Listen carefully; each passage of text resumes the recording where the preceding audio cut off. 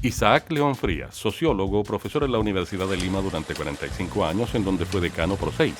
Es crítico y ensayista sobre temas que se relacionan con el ámbito cinematográfico.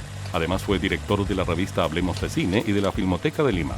Ha publicado libros como Los años de la conmoción, entrevistas con realizadores sudamericanos, Grandes ilusiones de Eisenstein a la neocomedia romántica, Ojos bien abiertos, el lenguaje de las imágenes en movimiento, en coautoría con Ricardo Bedoya, Imitación de la vida, crónicas de cine y el nuevo cine latinoamericano de los años 60, entre el mito político y la modernidad fílmica. Actualmente es profesor de la Universidad Católica de Lima. El nombre de su charla es Terence Fisher y el horror gótico. Bien, nos vamos con esta segunda exposición de este día martes 3 de noviembre y queremos dar la bienvenida a Isaac León Frías, un gran amigo del festival. De hecho, ha estado participando en nuestro evento desde 1998, prácticamente desde los inicios de este festival de cine, que se llamó en un comienzo Festival de Cine Internacional de Valparaíso, pero que con el tiempo fue cambiando el nombre hasta llegar a Festival de Cine Recobrado. Isaac, bienvenido a este simposio dedicado a Terence Fisher. Perdona, estaba hablando Jaime, buenos días, sin haber levantado el sonido. Les decía que he tenido en fin, no es una dificultad, felizmente ya está resuelta, pero resulta que con esto del cambio horario me confundí y pensé que que me tocaba a las 14 horas, y no, es a las 10, porque en Perú tenemos 2 horas menos que en Chile y que en Argentina, ¿no? Entonces, pues, pero ya está todo resuelto. Lo que sí, he enviado a... no había iniciado el video, me parece, ¿no? Recién está entrando el video. Ya, ahora sí. Ahora ya estamos ya totalmente en orden. Totalmente en orden. Es que todo he estado un poco atolondrado en este momento inicial por el cambio, además porque tenía clase a las 10 de la mañana. Entonces, avisar con pocos minutos de antelación que suspender la clase y pedir para que me la reprogramen y todo eso, pues ha sido un poquito apretado. La cosa es que le he mandado hace muy pocos minutos a, ¿cómo se llama el responsable de la parte técnica? Felipe. ¿Ah? Felipe. ¿A quién? Felipe. Le he mandado a Felipe los PowerPoint. Son 4 diapositivas. Entonces yo le voy indicando para que vaya entrando. No sé si ya las tiene en su poder. Sí, tú lo tienes cerca y estás comunicándote con él. Exactamente. Ya, bueno. Ya. Entonces, en primer lugar, vaya mi agradecimiento a Jaime Córdoba, por esta nueva oportunidad que me ha ofrecido para participar en el simposio de realizadores que forma parte del Festival de Cine Recobrado de Valparaíso. Quiero destacar en esta ocasión el hecho de que por primera vez se dedica un simposio en este festival que siento como propio, ya lo sabe Jaime, a un realizador cuya obra no está avalada por el prestigio que acompaña a un Pasolini, a un John Ford, a un Eisenstein, a un Wells, a un Buñuel, a un Tarkovsky o a un Fassbinder, que han sido objeto de atención en simposios anteriores. Es verdad que el británico Terence Fisher, y de manera puntual, el Fisher de los relatos fantásticos de la Hammer, cuenta con el amplio respaldo de círculos cinéfilos de todas partes, que desde hace tiempo ha sido reivindicado en el espacio de la crítica y que es materia incluso de estudios y publicaciones académicas. Pero aún así, si no consenso que no existe en absoluto en relación a ninguno de los autores que cuentan con mayor reconocimiento, todavía no se ha extendido la atención y el interés por las películas de Fisher en los espacios especializados, como se ha extendido a la obra de otros representantes del fantástico, como podría ser, por ejemplo, David Cronenberg. Antes de dar inicio a la exposición propiamente dicha, quiero hacer 2 aclaraciones. Una primera, que como en otras ocasiones, esta, digamos, ponencia es una ponencia introductoria. Entonces, es probable que incluso se hayan adelantado ya algunas de los datos, de las informaciones que voy a exponer en este caso, o seguramente se podrán repetir en otras. Es verdad que siempre resulta problemático, resulta complicado poder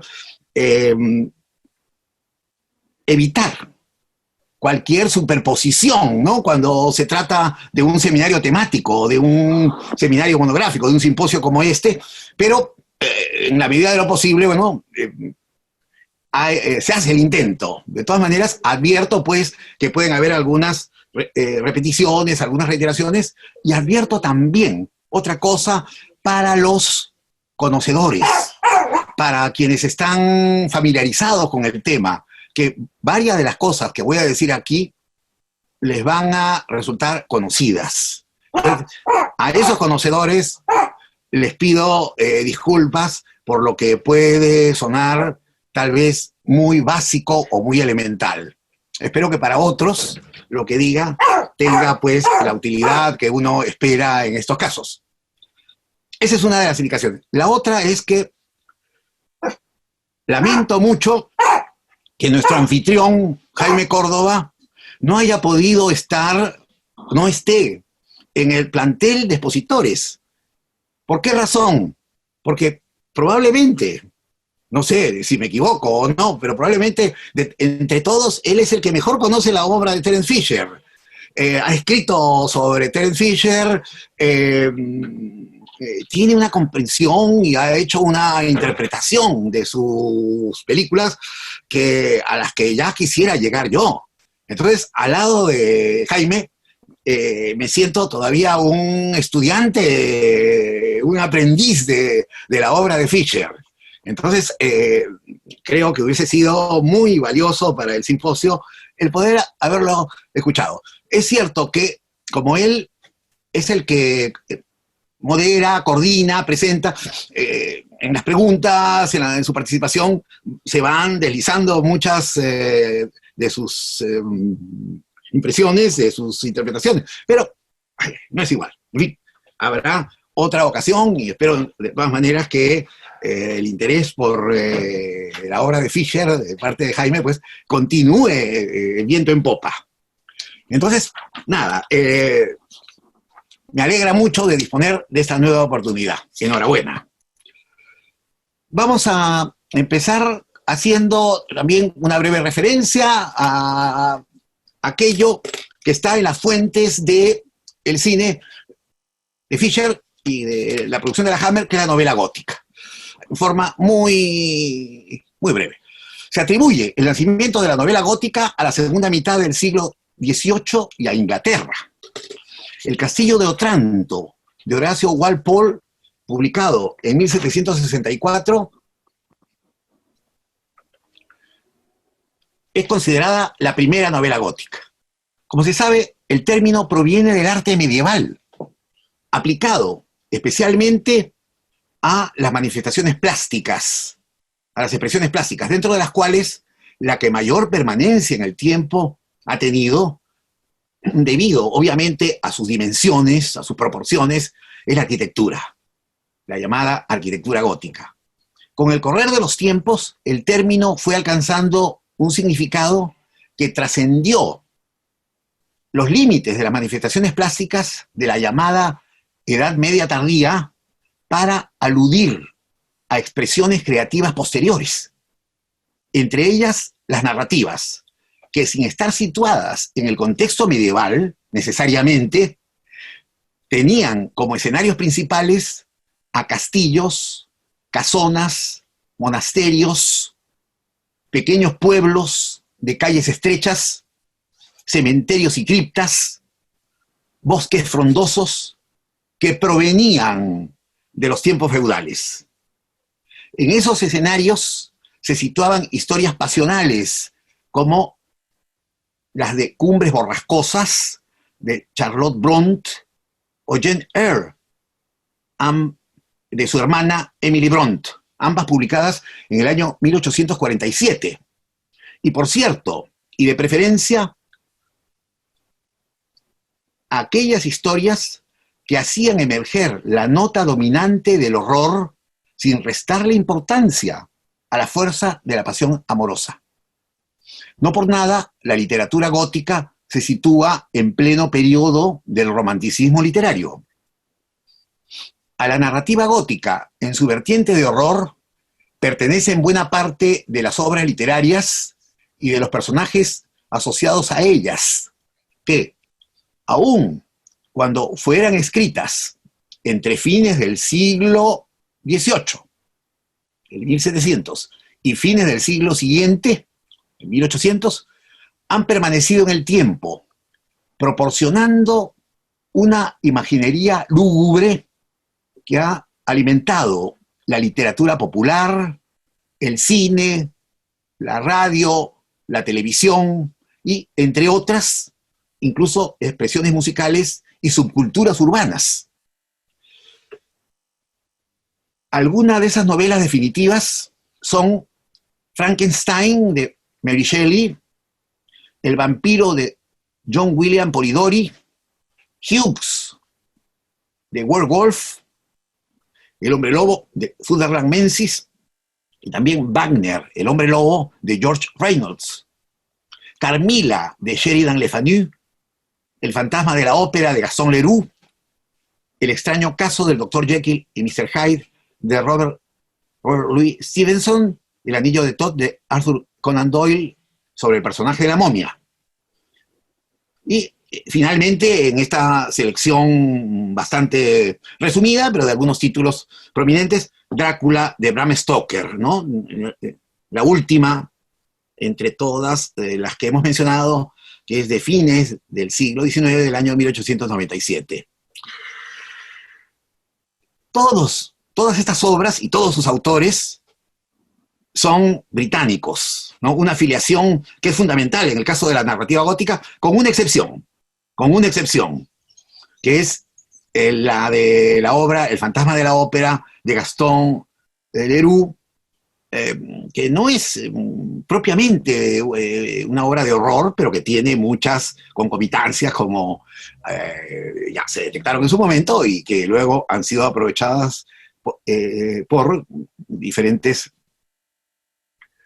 medios, diferentes plataformas, y el cine, por supuesto, y naturalmente nuestro convocado, Terence Fisher.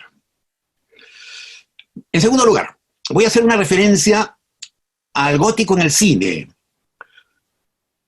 Y es el segundo punto que titulo El gótico del cine silente a los monstruos de la Universal.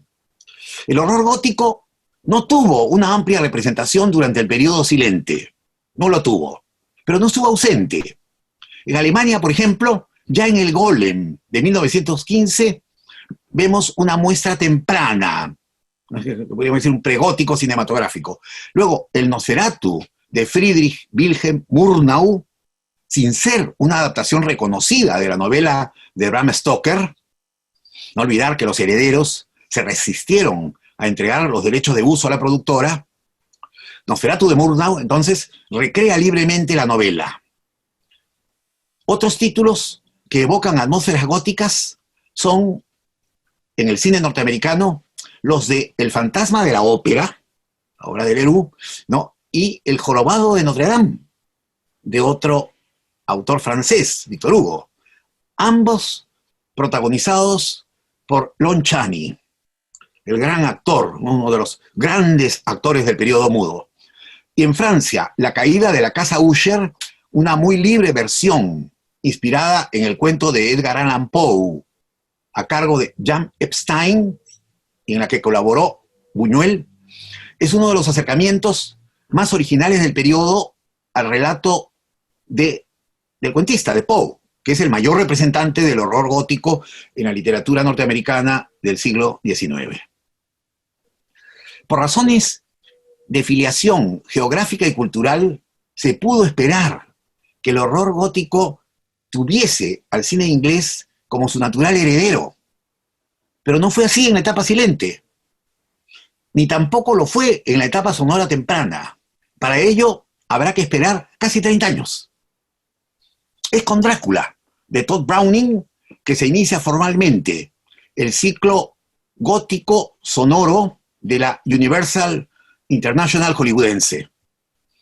En este caso, el Drácula de Browning no era una adaptación directa de la novela de Stoker, sino era la adaptación de una versión teatral de la novela que había tenido un gran éxito en su estreno en un teatro de Broadway en 1927. ¿No? Ese es el referente cercano que utiliza la película. Browning ya había adelantado en las películas mudas con Lon Chaney, notables prácticamente todas. Es un autor que hay que revisar, y en la plataforma So Woman o Su Woman está buena parte de sus películas.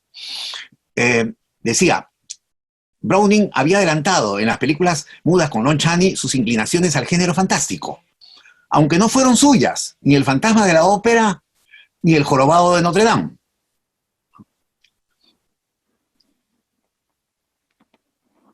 Y de haber seguido vivo, la versión de Drácula que dirigió Browning en 1930, en la que por vez primera aparece en el título de un film el nombre del más célebre vampiro de la historia, hubiese tenido a Chaney el inconfundible rol del conde de Transilvania.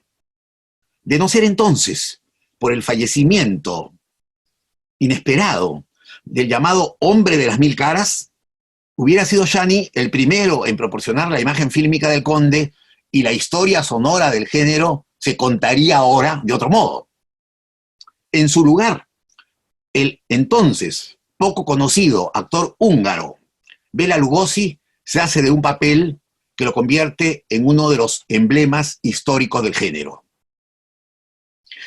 En rigor, con Drácula se incorpora, sin más, el género de terror, no solo el gótico, el género de terror como una modalidad estable en la producción de Hollywood, apuntalando convenciones narrativas y de estilo audiovisual que van a permanecer por un buen tiempo, y no solamente en Estados Unidos, sino que van a influir en otras cinematografías, inclusive en México. Que se haya echado mano para esa puesta en marcha del género, de los personajes y escenarios de la narrativa gótica es muy significativo, porque con ello se marca una tradición que ha permanecido hasta nuestros días por encima de los cambios tecnológicos, de las variaciones de estilo, de las ampliaciones de lo representable, volveremos sobre eso, y de las expectativas del público. Como se sabe, el curso que siguen los procesos socioculturales no está predestinado, y en el caso de la historia del cine, nada estaba dicho de antemano, y el terror no había sido un género de bandera durante los 35 primeros años. Era un género no industrial. Se hicieron algunas películas de terror, pero el terror no se desarrolla como un género en todo el periodo silente. La incorporación del sonido, que potenció varios otros géneros, por ejemplo, el policial, el musical, el western, incluso el drama y la comedia de situaciones, lo hizo también y de manera considerable con el terror. Y no solo por los recursos de las voces, los ruidos y la música, sino también por el uso expresivo del silencio, que adquiere en el género de terror un valor particular que no tienen otros géneros. Sí, ya podría poner, Felipe, los dos siguientes, o el siguiente slide. El siguiente slide. Me atrasé un poquito. Ya. Bueno, primero está la tradición gótica en la literatura, y estamos ahora en el segundo, que es el gótico del cine silente a los monstruos de la Universal en los años 30. Perfecto. Drácula es uno de los personajes que adquiere carta de ciudadanía cinematográfica, y con él el universo de los vampiros, es decir, de los muertos que renacen durante la noche para procurarse del alimento sanguíneo. Y adquieren cartas de ciudadanía Frankenstein, el monstruo y su creador, el doctor Frankenstein. La momia, el hombre lobo, el hombre invisible, el doctor Jekyll y Mr. Hyde. Como la adquieren asimismo los intérpretes que alcanzaron una enorme popularidad en los roles de los monstruos clásicos. Bela Lugosi, ya lo dijimos.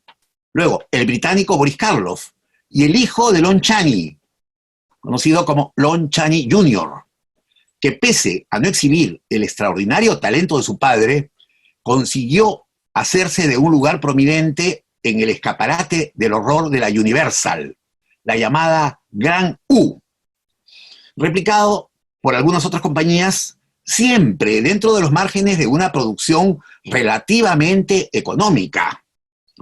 El terror no fue un género de grandes presupuestos, ni fue un género dispendioso, ni tampoco tuvo el reconocimiento de la Academia de Artes y Ciencias de Hollywood en términos de prestigio, como no lo tuvo tampoco en la opinión de los especialistas o del público que se consideraba más exigente o refinado. Todavía, lamentablemente, subsisten esos prejuicios y esas resistencias.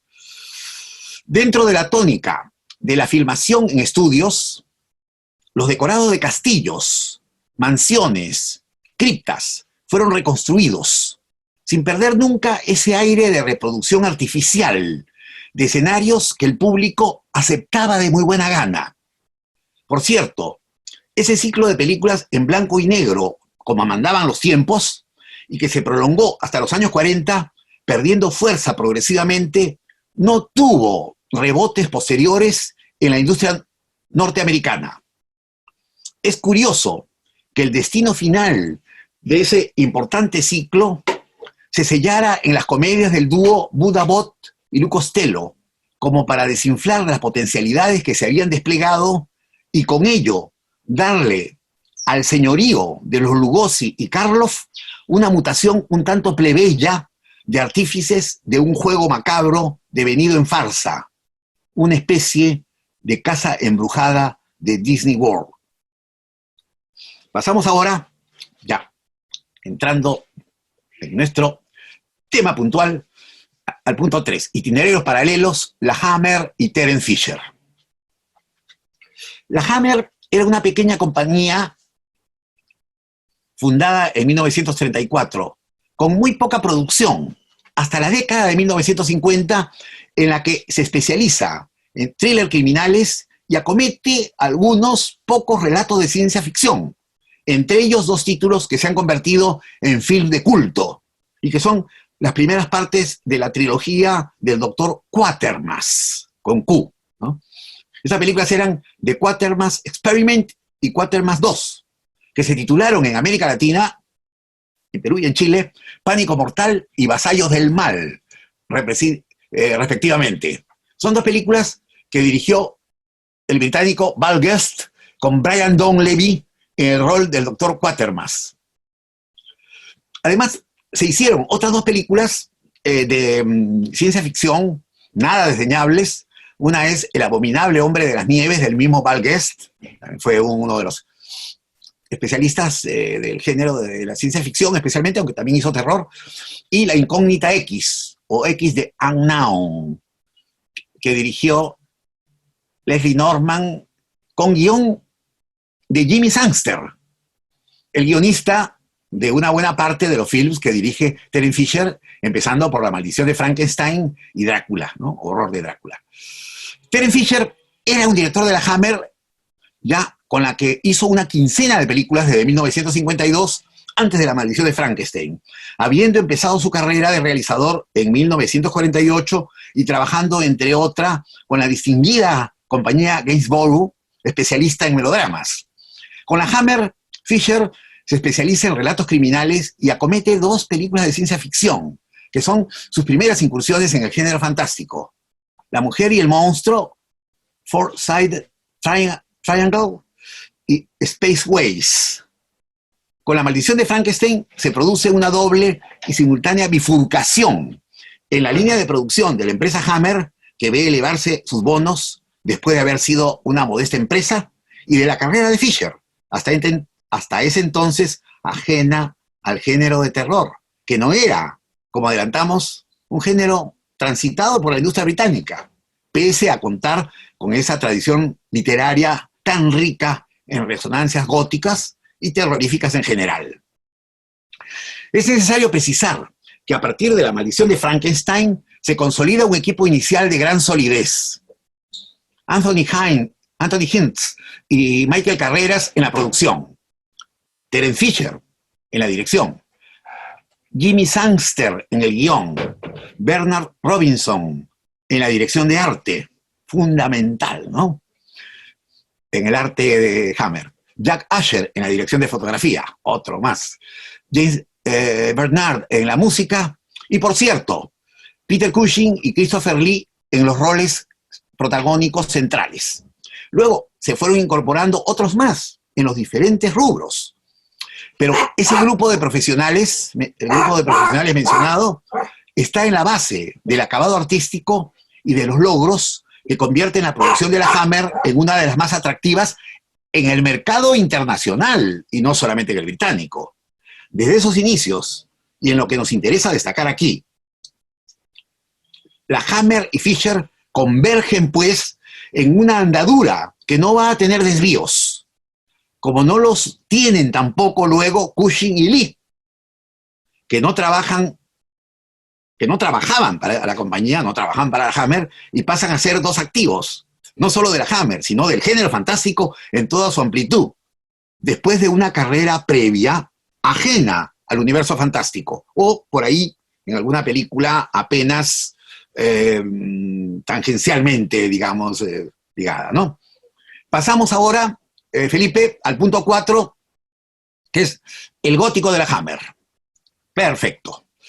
Antes de abordar las películas de Terence Fisher, nos conviene detenernos un poco, aunque sé que hay una charla, cuando ya el texto estaba preparado, me enteré de que una de las charlas va a estar dedicada precisamente al tema de la Hammer. Bueno, me imagino que ahí va a profundizar mucho más de lo que yo pueda decir aquí. Esto va a ser, entonces, introductorio. Decía, pues, que antes de abordar las películas de Terence Fisher, nos conviene detenernos un poco en las novedades que trae consigo esa compañía británica que da un giro radical a su política de programación, internándose a partir de La maldición de Frankenstein en los precios de un género que no había estado representado en su historia previa. Tampoco, como hemos adelantado, en la de Terence Fisher. Aquí entonces hay una mutación para los dos, empresa y director. Una mutación muy poco común en el universo de la industria cinematográfica. Digamos, una mutación en los dos casos, en la línea de un director y en la línea de una empresa. Especialmente porque compromete no solamente a un director, ¿no?, que en algunos casos pues, sí, puede cambiar de un género a otro, sino a toda una empresa, para la que es más complejo el cambio total de rumbo. Con esa transformación, la Hammer y Fisher retoman una tradición que en esos tiempos estaba suspendida, la tradición del terror gótico. Y lo hacen no siguiendo la línea del género, tal como lo había administrado la Universal en los años 30, porque eso ya no era posible en la segunda mitad de los años 50 y porque tampoco le hubiese convenido a la empresa. No se podían hacer las cosas del mismo modo porque el cine había cambiado y habían cambiado también los gustos del público. El terror seguía siendo un dispositivo narrativo muy estimulante, pero no al modo en que se había dispensado 20 y más años atrás. Entonces, y este es el primer dato novedoso, se incorpora el color en un género hasta entonces asociado a la imagen en blanco y negro. Aquí podemos hacer un pequeño relato colateral.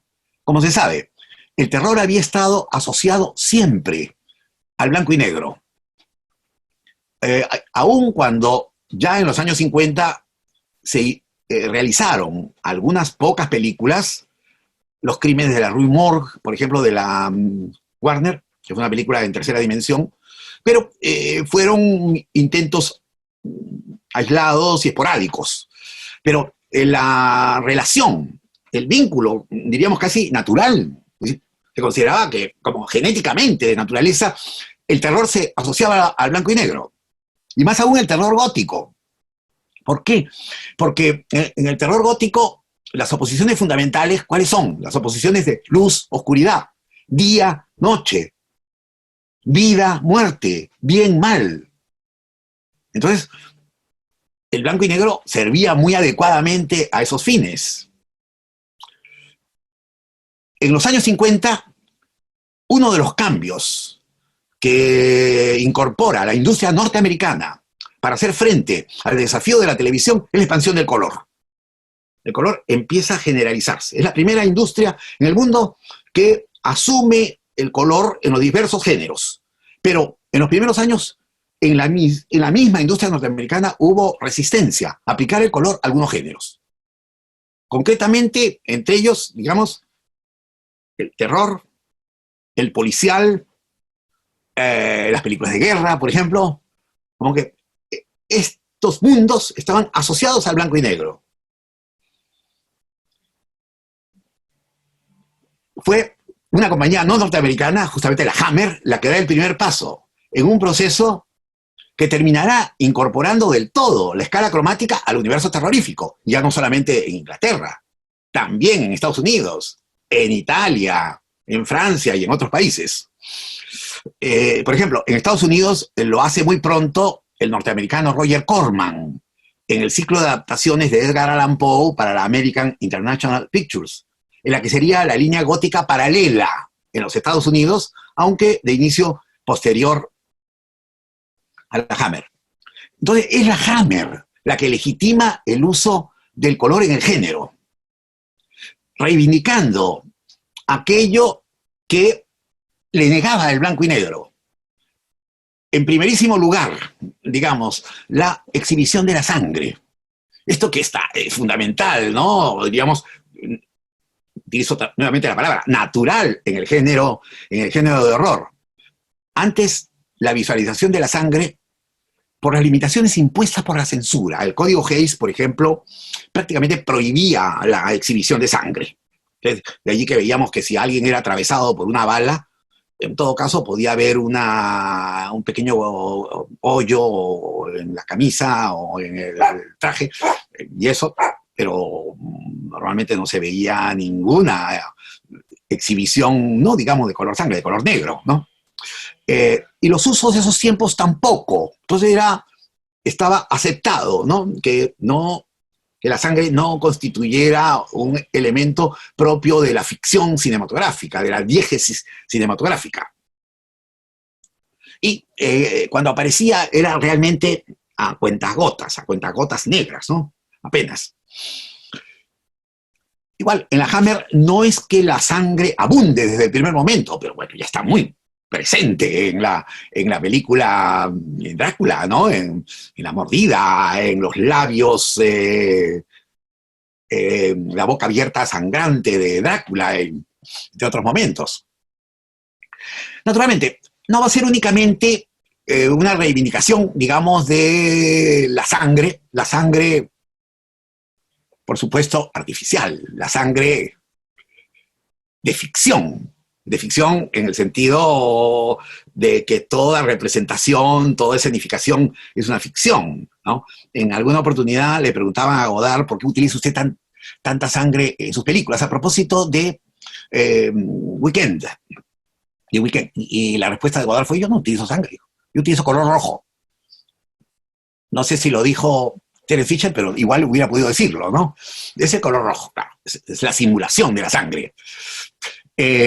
Decía, no es solamente por la simulación de la sangre, sino por el enorme poder sugestivo que los colores cálidos, los rojos, los ocres, el color escarlata, el rojo intenso, los naranjas, los amarillos y otros, ofrecen en los trajes, en el vestuario en general, en los escenarios, en los trajes, en las alfombras, en las cortinas, en los muebles, en los diferentes objetos. Todo el ámbito cromático se ve transformado, y desde allí, aunque siempre hay excepciones, el color ha estado presente en buena parte de los exponentes del género terrorífico y no solo del gótico. Digo, siempre hay excepciones. Ustedes recordarán que en el año 69, una película tan importante como La Noche de los Muertos Vivientes de George Romero fue una película en blanco y negro. y era una película donde corría mucha sangre, ¿no? Entonces, no es que sea una regla definitiva y absoluta, pero sí es la tendencia mayoritaria. El color, además, contribuye a la ampliación de lo que podemos llamar el horizonte de la representación. Antes no se veía la mordida de la yugular, y como dije, apenas si alguna gota de sangre de color negro. Por otro lado, casi no había insinuaciones eróticas, aunque por ahí Browning las podía sugerir vagamente en Drácula y James Whale no tan vagamente en La novia de Frankenstein. Con las películas de la Hammer dirigidas por Fisher se instala una dimensión erótica, no por discreta, menos inquietante, sobre todo en las que componen el ciclo vampírico. Tanto así que se van a sumar a ese ciclo posteriormente incursiones ya claramente incestuosas, como las que en Frankenstein creó a la mujer, de Fisher, o Los amantes vampiros, de Roy Ward Baker, realizan. El diseño de los personajes, los escenarios, objetos y las situaciones también se transforman, como lo hace igualmente la organización del relato. Se instala con ello otro modelo de representación en el género fantástico. Por lo tanto, se inicia una nueva etapa. Allí está el origen del terror en el cine de los últimos 60 años. Hay recuperación. ¿Y qué es lo que se recupera del ciclo anterior, el ciclo de la Universal? Sí la hay, desde luego. Se recupera, en primer lugar, como es obvio, la vigencia de los personajes y los insumos narrativos que habían estado presentes en las películas de los años 30 y 40. Y se recuperan, claro, con todos los giros que se agregan, las fuentes góticas, prácticamente ausentes de los predios del horror después del ciclo de la Universal. Pero más que de una recuperación, conviene hablar de una transformación o de una transmutación. Son los mismos personajes de base, los mismos esquemas básicos de las historias, pero la materialización es muy distinta y el resultado, por ende, marca una enorme diferencia con los precedentes. Estamos entonces ante un universo audiovisual novedoso y con un potencial expresivo lleno de matices que antes no había tenido el género en su versión gótica.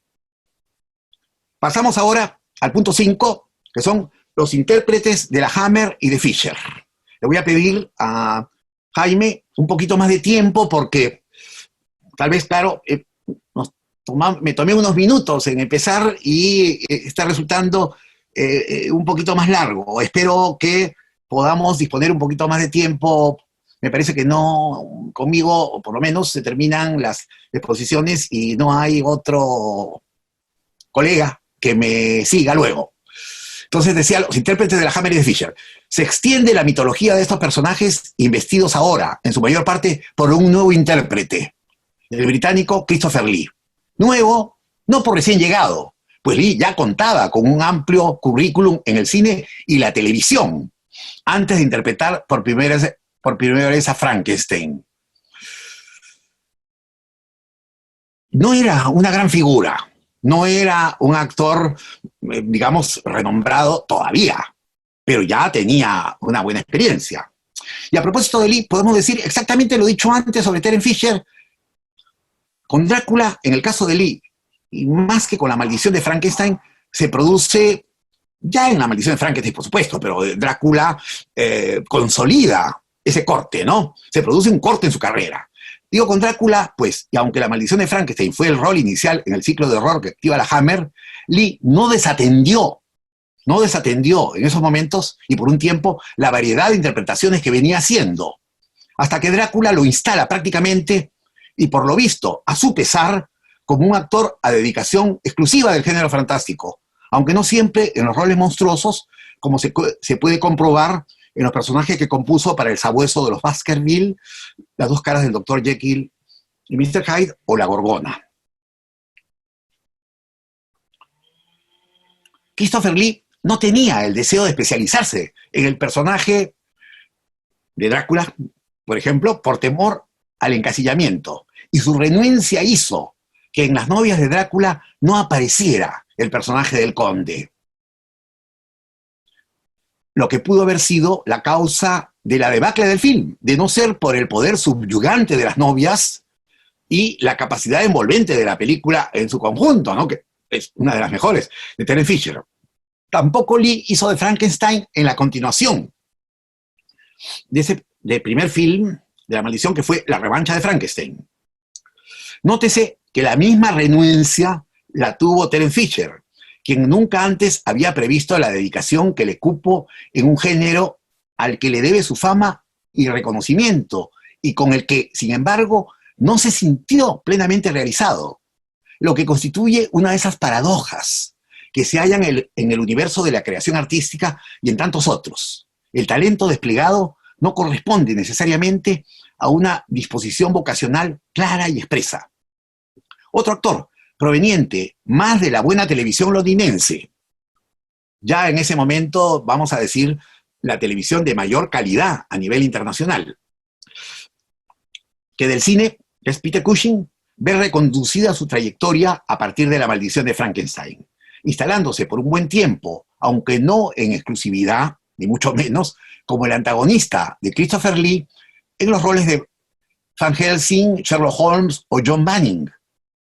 Cushing hizo en 5 ocasiones del Barón Frankenstein, y solo la primera de ellas con Lee haciendo de la criatura de su creación.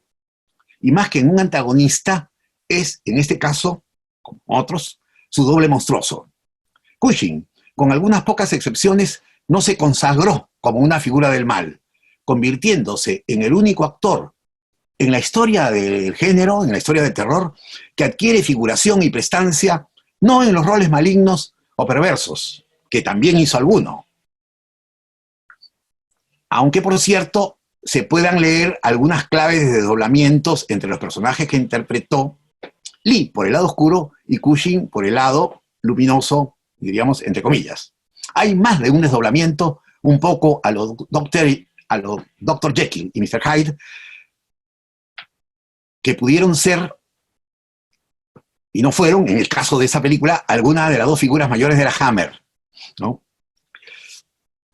Y que tuvo, en este caso, en el de Dr. Jekyll y Mr. Hyde, aún tal vez algo menos apropiado Paul Macy en ese doble rol, dejando a Christopher Lee en esa película en un segundo papel de menor lucimiento. De cualquier manera, en esos años se enseñorean como las personalidades más carismáticas del género Cushing y Lee. A ellas se suma, desde luego, un Vincent Price encumbrado en los relatos de Roger Corman,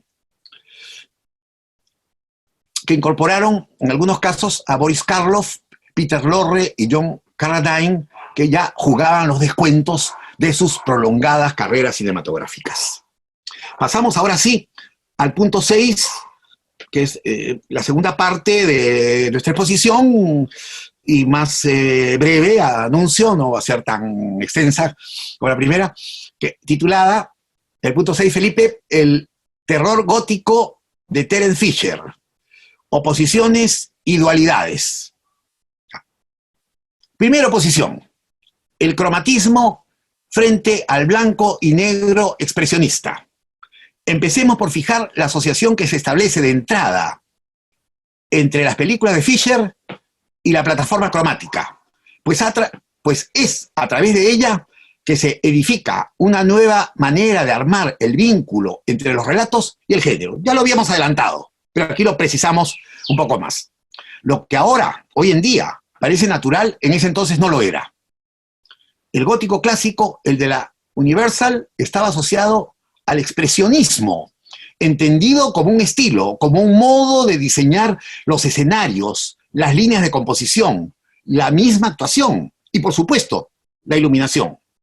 El gótico de Fisher y el de la Hammer no apela al expresionismo o al empleo de los contrastes luminosos, aunque estos últimos se van incrementando con el tiempo, pero no constituyen una marca distintiva. No lo son decisivamente en los primeros relatos del género que efectúa Fisher, porque el uso del color restringió en los años 50 y 60 una incorporación más firme de los claroscuros y de los contrastes, pero también porque Fisher y el equipo de la Hammer renovaron el género a través, en primer lugar, de las operaciones cromáticas y de la estilización producida por ellas, sin concederle a la iluminación en clave baja la importancia que se daba por sentada en el género. Era como una reacción frente a una tradición que se alimentó de la imagen en blanco y negro y del poder expresivo de la iluminación. Un modo de resaltar aquello que constituía en esos tiempos, sin duda, una conquista expresiva, un nuevo modo de representar el horror. Y eso lo percibió de inmediato el público en todas partes, al punto de que luego del éxito de La maldición de Frankenstein, la compañía Universal norteamericana terció para los efectos de la distribución internacional de los films de la Hammer, como lo va a hacer también luego la Columbia, la United Artists y otras majors de Hollywood, siempre atentas a las potencialidades comerciales de los films de otras latitudes y más aún de aquellos que se hablaban en inglés. Segunda posición, el gótico de Fisher frente a otras modalidades góticas. Mientras el gótico clásico, además de recrear atmósferas expresionistas, apuntó a representaciones recargadas y con acentos barrocos, el que experimenta Fisher, exceptuando el trabajo con el color y con la escenografía, es todo lo contrario. La estilización es más simple, moderada, incluso podríamos decir casi minimalista si la comparamos con el estilo que los directores italianos, Mario Bava, Riccardo Freda, Dario Argento, van a prodigar poco después con el uso de los planos, la variación de ángulos, movimientos de cámara, los zooms o el ritmo del montaje. Es verdad que en algunos casos, el de las novias de Drácula, por ejemplo, se acentúa un tanto la estilización visual y la atmósfera de resonancias oníricas, pero siempre dentro de una tónica mesurada y ajena a cualquier posible estilización sobrecargada. La estilización de Fisher, es una opción que prácticamente no comparten otras, que se han ido desplegando a través del tiempo, ni siquiera en la propia Inglaterra de esos años. Pues es muy distinta la forma de articular el horror que desarrolla Michael Powell en Peeping Tom, por ejemplo, o la que Jack Clayton modula en Posesión satánica, de Innocents, la película basada en el relato de Henry James con Deborah Kerr, hecha además en blanco y negro y con una iconografía tenebrista. O incluso es distinto el gótico de Fisher al de la película Los horrores del Museo Negro de Arthur Crabtree. Es una señal de identidad muy notoria, aún cuando hay que decirlo con el correr de los años y la intensificación de la competencia, no solamente en Inglaterra, sino en otras partes, la moderación va cediendo a un mayor derroche, como ya se advierte en Drácula, Príncipe de las Tinieblas, La Gorgona y Frankenstein creó a la mujer. Pero son otros colegas de Hammer, como Freddie Francis, que venía de la dirección de fotografía, magnífico director de fotografía, o Roy Ward Baker, que tenía una respetable trayectoria previa, los que acentúan las acentuaciones y el empleo de mecanismos fílmicos de afirmación de atmósferas o de situaciones terroríficas, sin llegar tampoco a exageraciones ni excesos si lo comparamos con expresiones terroríficas posteriores. Tercera posición, la vehemencia cromática frente al equilibrio compositivo. Volvemos otra vez al color, pero en un contraste distinto. En las películas de Terence Fisher, y de modo especial entre La maldición de Frankenstein y la primera parte de Drácula, Príncipe de las Tinieblas, se produce una poderosa tensión interna entre lo que podríamos llamar la vehemencia cromática, fuerza cromática, la que ha dado pie a que se hable del manierismo visual de este realizador, y la impresión de equilibrio en la composición visual, que es la que produce ese efecto de moderación o levedad estilística a la que aludíamos. El realizador británico trabaja el diseño del plano de forma muy precisa y rigurosa, sin activarlo por medio de movimientos de cámara que no sean los necesarios o a través de un montaje brusco, ni siquiera por los recursos de la interpretación, que son relativamente ponderados. Es decir, los movimientos de cámara están adecuadamente dosificados, la actuación no se desmelena y el paso de un encuadre a otro es, entre comillas, limpio, aunque la incorporación de un recién llegado o de un detalle que aparece de pronto pueda resultar sorprendente. Fisher confía en el poder de aquello que muestra el plano sin necesidad de reforzarlo.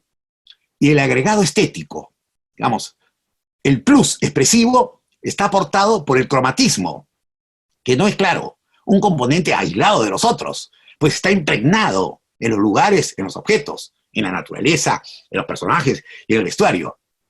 Desde allí, desde ese cromatismo, en su momento transgresor para las perspectivas del género, se sitúa uno de los puntos de oposición más característicos del estilo de Fisher, un punto de oposición que se confronta en la unidad visual de los encuadres y de la película en su conjunto con una propuesta compositiva e interpretativa dominada por una cierta continencia. Podemos interpretar desde esta oposición otras oposiciones más internas o secretas que se manifiestan en los pliegues de los relatos y en las conductas de los personajes. Cuarta oposición: el gótico iluminado frente al gótico tenebroso. Hasta la aparición de las primeras películas de Fisher, la modalidad gótica del terror estaba asociada, en primer término, al bestiario clásico y a los ambientes propios de los viejos castillos y abadías feudales, a las angostas callejuelas y a las fondas de pueblos enclavados entre montañas o a los vetustos cementerios o criptas en páramos abandonados. Esos lugares estaban presididos por la nota lúgubre y siniestra, lo siniestro asociado a lo tenebroso. Con las películas de Fisher, el gótico asume por primera vez en la historia del género otra visibilidad. No es más el gótico tenebroso a la manera tradicional, es comparativamente un gótico iluminado y colorista. Digo comparativamente. Refinado y sensual, incluso elegante o distinguido. Un gótico en que las figuras del elipsis o el fuera de campo adquieren un relieve distinto al que podían haber tenido antes en un género que ya había optado por la sugerencia, pero no del modo en que lo hace Fisher, que no es tampoco, ya lo adelantamos, el de la hipertrofia terrorífica, inviable en aquellos tiempos. Aclaro lo dicho antes, entienden la oscuridad o los ambientes a media luz no estuvieron ausentes en la película de Fisher, pues no era factible prescindir completamente de ellos, y menos en las representaciones de un género como el de terror, donde las acciones nocturnas o los espacios poco iluminados suelen ser abundantes.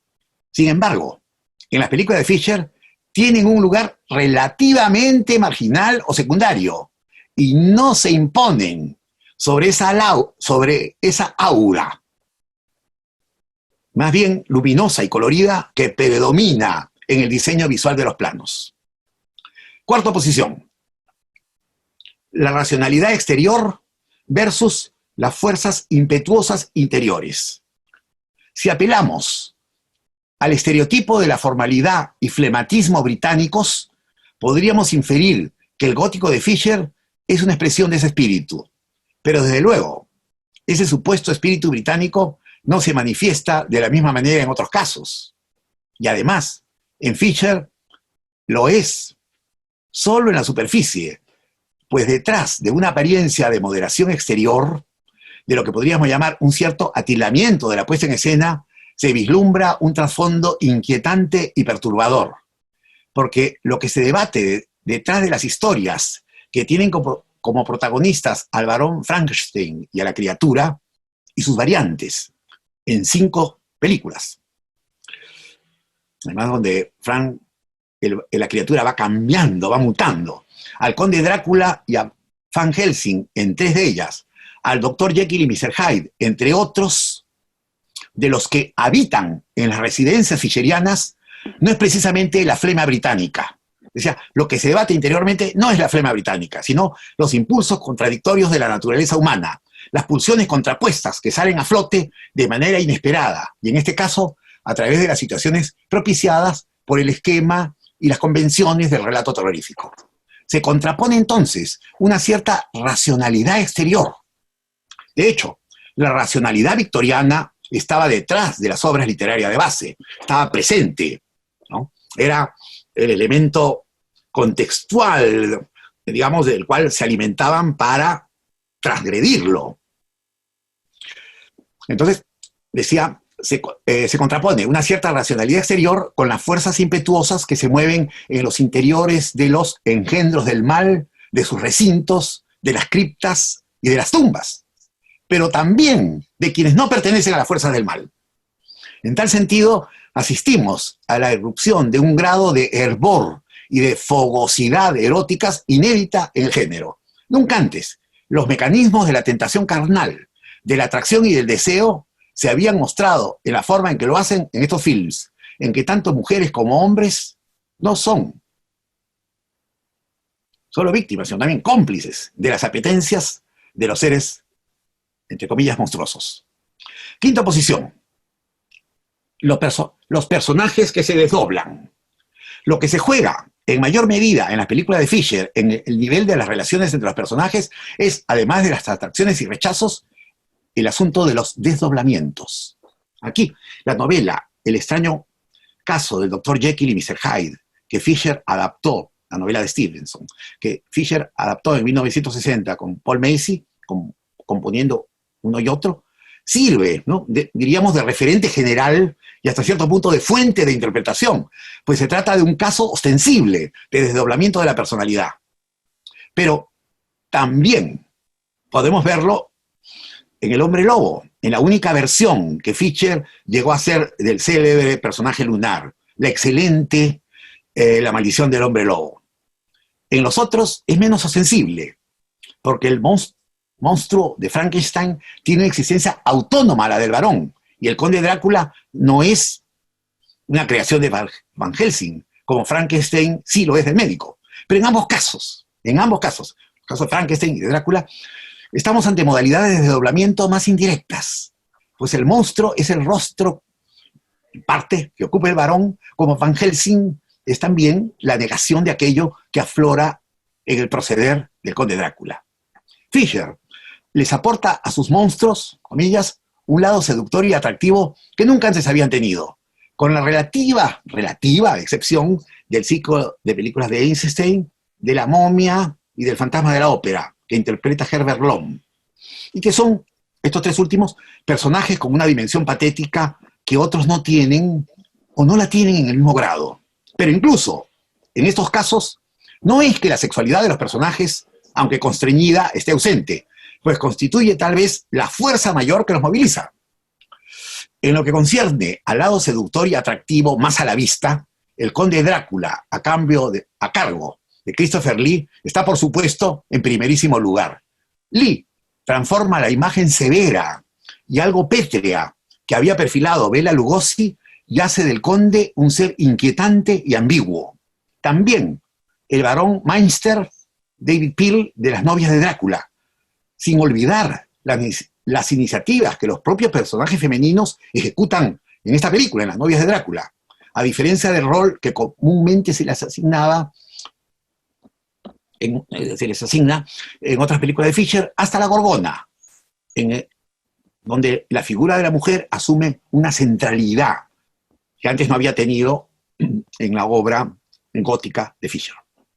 Por su parte, el Mr. Hyde de la adaptación del clásico de Stevenson es, a diferencia de muchos otros que el cine había entregado, un hombre atractivo y seductor, y no un ser a priori depredador, que era el que habían ofrecido las versiones de la Metro del año 31 y del año 41. Otro tanto podemos decir del hombre lobo que interpreta Oliver Reed en La maldición del hombre lobo, así como del Anton Diffring que le da vida al doctor George Bonnet en El hombre que burló a la muerte.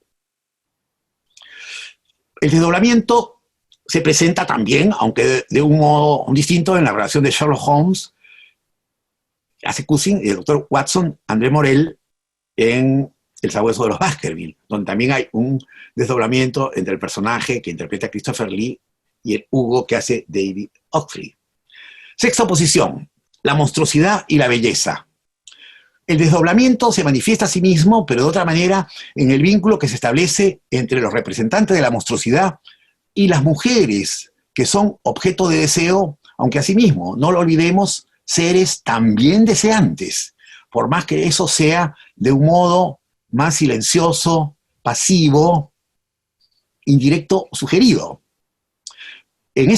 Igualmente, en esta línea, Fisher marca un antes y un después, y no porque el mito de la Bella y la Bestia no hubiese estado presente en el género, como se demuestra, por ejemplo, en el célebre King Kong de Merian Cooper y Ernest Schwartzak, o más cercana en el tiempo, El monstruo de la Laguna Negra de Jack Arnold.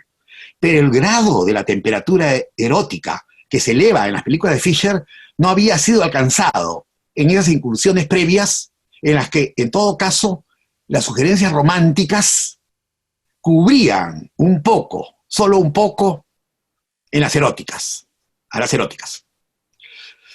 La dialéctica entre lo aberrante y lo bello, que es también la que acerca el deseo sexual incontenible al objeto que atrae, se hace bastante peculiar, en tanto que las personificaciones de lo aberrante no tienen necesariamente y siempre la apariencia grotesca y atroz que tenían habitualmente todos los monstruos. Pero también cuando la tienen, por ejemplo, como en la escena de la maldición del hombre lobo, en que la joven criada sordomuda es encerrada en la celda con el esperpéntico vagabundo, nos encontramos ante una de esas poderosas insinuaciones sexuales entre la monstruosidad y la belleza, que Fisher cierra con el corte y la elipsis sugerente. La belleza y la monstruosidad se cotejan de manera más notoria tanto en La Gorgona como en Y Frankenstein creó a la mujer. Por otra parte, en esas dos películas, y también en Drácula, Príncipe de las Tinieblas, la monstruosidad como tal adquiere, no digamos una centralidad, ¿no? Ya la tenía, sino un temple y una vibración distinto en la obra de Fisher. Se trata de una monstruosidad más difícil de fijar, de cernir, de acotar. Una monstruosidad que tiende a desbordarse, a hacerse más incontinente, si utilizamos el adjetivo de continencia que antes habíamos mencionado. Séptima y última posición, la atracción y el rechazo. Heredero de una tradición victoriana y represiva, Fisher inviste a sus películas de esa dualidad que atrae y repele a los representantes del orden social instituido. Van Helsing en primer lugar, pero también el barón Frankenstein, Sherlock Holmes, Dr. Jekyll y otros más. Esa dualidad que atrae y repele a los representantes del orden social instituido y de las capas sociales más altas, a ese otro universo, al universo bajo, al universo plebeyo, subterráneo, nocturno u oculto. A veces proveniente de una aristocracia decadente, a veces de un pueblo disoluto, a veces de la, digamos, de la pobreza más dura, o también de la franja corrupta y escabrosa de la misma naturaleza humana que se revela en las películas de Fisher. Tal vez una de las escenas que mejor muestra esa dualidad es la del final de Las novias de Drácula, cuando Van Helsing es mordido en el cuello por el ambiguo barón Meinster, ¿no? Una representación, una de las primeras representaciones de la ambigüedad sexual de una forma tan perturbadora hecha en el cine, y no solo en el cine de terror. El momento, entonces, en el cual es mordido por Meinster, luego de lo cual se cauteriza la herida con un hierro ardiente y luego se echa sobre ella agua bendita, en una escena que parece anticipar, y perdonen esta intrusión, parece anticipar, con la enorme distancia estética entre esta película y la otra, las penitencias del fraile Silas en el Código da Vinci, por lo que tiene de acto de autocastigo ante el pecado cometido. Es uno de las escenas que más, naturalmente, se ha interpretado en la obra de Fisher sobre la dualidad sexual en el personaje de Van Helsing, tal vez de una forma mucho más reveladora que en otras escenas, donde también, por supuesto, se manifiesta. Es en el terreno de esa sexualidad que aflora en los personajes femeninos que se ven tentados por los vampiros u otros agentes de la tentación, pero también en los masculinos, como Van Helsing, que ven en riesgo no solo sus creencias, no solo sus maneras de enfrentarse al mundo, sino su propia identidad sexual. Si la mordida del vampiro, con todas sus connotaciones genitales, ya era una metáfora advertible en las películas del género de los años 30 y antes en la novela de Bram Stoker, en la que realiza Fisher alcanza un poder mucho más alto de sugestión. Las tentaciones a las que someten los seres perturbadores de los relatos de Fisher, vampiros y vampiras, el hombre lobo, Mr. Hyde, el fantasma de la ópera, los mismos Frankenstein y la momia, entre otros, moviliza un juego de atracciones, complicidades y rechazos que constituye el lado más inquietante de los relatos fischerianos por encima de los datos argumentales o de las circunstancias propias de cada una de las situaciones. Final. Para cerrar esta posición en 3 palabras que resumen lo que hemos expuesto, podríamos decir que la obra de Terence Fisher en el horror marca una frontera en la historia del género. El terror no será más un género asociado a la etapa clásica de la historia del cine. Todas las variaciones que irán llegando inmediatamente en las décadas siguientes tienen su punto de partida en aquellas que emprenden Fisher y la Hammer. Bueno, les agradezco por su paciencia y por su atención y que viva el festival y el simposio de cine recobrado de Valparaíso. Muchas gracias, estimado Isaac, por tu maravillosa y profunda exposición, con mucho detalle, que nos hizo prácticamente un recorrido desde la etapa muda hasta la segunda mitad del siglo XX. Es un peso enorme, el que has cargado para plantear con esta actitud maestra, ¿no?, y didacta frente a los participantes de este simposio, ¿no? Y es difícil manejarse frente a una cámara, sentado frente a un computador y desarrollar un texto lógico, íntegro, muy dinámico y a la vez revelador. Así que agradecemos tu presencia desde Perú. Ojalá pudiésemos estar juntos, pero ya habrá otra oportunidad para que nos encontremos. Habrá oportunidad. Ya podremos volver a estar juntos y podremos volver a abrazarnos. Ojalá el próximo año, Jaime. Ojalá. Bueno, Isaac, muchísimas gracias. No sé si de parte de la audiencia hay alguna pregunta que le quieran hacer a Isaac. Hola, Isaac. Por acá Josefa del festival. Hola, Josefa. Mira, por acá te mandan muchos saludos de parte de Grone. Está muy interesante la charla. Saludos y muchas gracias. Séptimo 29. Saludos, Isaac. Adoro el cine del mundo del terror. Y por acá tenemos 2 preguntitas. Una de Camila. ¿Usted considera que el terror de Fisher sigue vigente en el cine actual de terror? Sí, yo creo que sí. Sí, no de la misma manera, no de la misma forma, pero yo creo que así como George Lucas y Steven Spielberg, por dar ejemplos ajenos a nuestro género, ¿no?, rinden siempre homenaje a Georges Méliès como el fundador, ¿no?, digamos como el abuelo. Los cineastas de terror contemporáneo, no tengo la menor duda, tienen a Fisher no como el abuelo, sino como el padre. El abuelo puede ser Todd Browning, ¿no?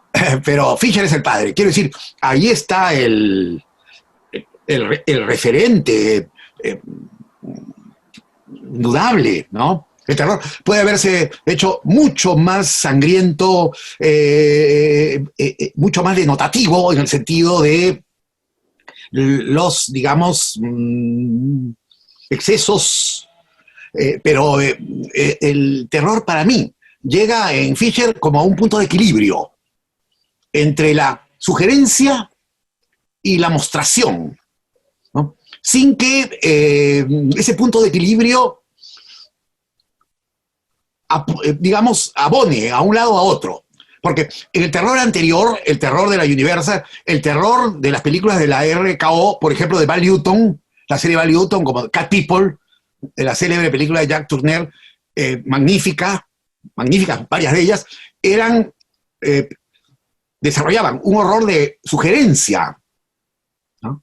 El horror contemporáneo es muchísimo menos un horror de sugerencia que un horror de exposición, un horror de explayamiento, diríamos, ¿no? En cambio, en Fisher está ese punto de equilibrio. Eso es lo que explica, ¿no? Diríamos, el grado de maestría de sus películas. Y, sin embargo, dentro de ese equilibrio, él, para mí, sin la menor duda, es una referencia indiscutible, ¿no? No he conocido a ningún realizador que haya cuestionado o que haya rechazado el aporte que Fisher hizo a la tradición del terror e incluso a su propia obra. Excelente. Por aquí, Teatro Curiosos, nos escribe un maestro. Es un maestro usted, así, tal cual. Seguimos con Miguel Guerra. Buenas tardes, excelente charla. Un comentario más bien. ¿Por qué cree usted que en la actualidad no hay actores como Peter Cushing? Lo pregunto porque me llama la atención que lo traigan de vuelta desde la tumba de forma virtual en películas como Star Wars. Asimismo con Christopher Lee, en sus apariciones del Señor de los Anillos. ¿Se trata de simples tributos, de gustos personales de los directores, o crearon una verdadera escuela en sus personajes y el tipo de cine gótico? Saludos y muchas gracias. Muy buena pregunta. Muy buena pregunta. Hay varias razones. Yo tengo la impresión, en primer lugar, que el estrellato ligado a determinados géneros ha perdido fuerza. No solamente en el terror, en otros géneros también. Quiero decir, aquello que durante el periodo clásico y que incluso a lo largo de las últimas décadas del siglo pasado tuvo mayor relieve, no ha encontrado en tiempos más recientes una continuación o una prolongación. Fíjense ustedes que incluso actores como Sylvester Stallone o Arnold Schwarzenegger, ¿no?, que compusieron los superhéroes de fines de la década, de las últimas décadas del siglo anterior, no han tenido sustitutos. Y otros, pues, se han mantenido. Tom Cruise está prolongando, ¿no?, una vigencia que ya tiene varias décadas, en una especie de rostro juvenil imperturbable, ¿no? Me parece que este hombre no envejece. En cambio, ya ni Bruce Willis ni Mel Gibson están en esas condiciones. Entonces, no hay actores, repito, que lo sustituyan. En el caso de terror, podríamos también hacer una referencia a esta misma, comprobación. Pero ampliándola a que las grandes figuras del horror de mediados del siglo, digamos, sobre todo el final de los 50, la década del 60, de los 70, no ha sido reemplazada. Y no solamente pienso en Christopher Lee, sino, por ejemplo, en Vincent Price, ¿no?, que era, ¿qué equivalente a ellos ha habido posteriormente? No los ha habido. Y los que han sido muy populares no lo han sido tanto como actores, sino como máscaras. Me estoy refiriendo a Jason, el personaje de Martes 13, a Michael Myers, el de Halloween, al personaje de Elm Street, ¿no? Entonces, ¿quién conoce de los actores? Conoce a los personajes.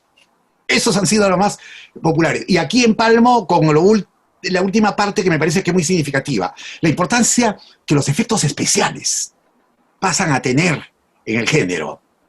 Y, naturalmente, la digitalización creciente del género. Y eso eso lo podemos referir al terror y a la ciencia ficción. Por ejemplo, el mundo Marvel. El mundo Marvel es un mundo intercambiable. Los mismos actores tienen que hacer siempre de los mismos personajes. No. No es que el actor no cuente, pero cuenta mucho más el personaje, el atuendo del personaje, la mitología del personaje. Entonces, aquí se ha perdido, ¿no? El magnetismo, se ha perdido la presencia, se ha perdido el protagonismo que antes tenían los actores y concretamente, en nuestro caso, estas figuras icónicas del cine de terror. Maravilloso. Bueno, Isaac, por temas de tiempo, debemos comenzar a cerrar. Gracias a todos y todas por participar. Gracias, Isaac, por esta gran masterclass, por compartir sus conocimientos y por ser parte del festival. A ustedes las gracias.